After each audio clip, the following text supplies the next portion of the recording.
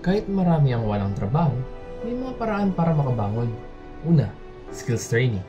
Mga programa ng TESDA at online learning platforms ang tumutulong sa mga Pilipinong gustong matuto ng bagong kakayahan. Pangalawa naman, support local businesses. Pag lumago ang maliit na negosyo, lumarami rin ang trabaho sa komunidad. Pangalawa, government action.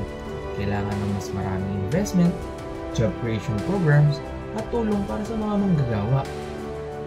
Pero higit sa lahat, nasa atin ang pagbabago, pagmasipag, madiskarte, at bukas sa bagong kalaman ng bawat Pilipino. Mas malaki ang tsansa nating umangat. Tandaan, ang trabaho ay hindi lang hanap buhay. Ito ang susi sa pag-angat ng bawat pamilyang Pilipino.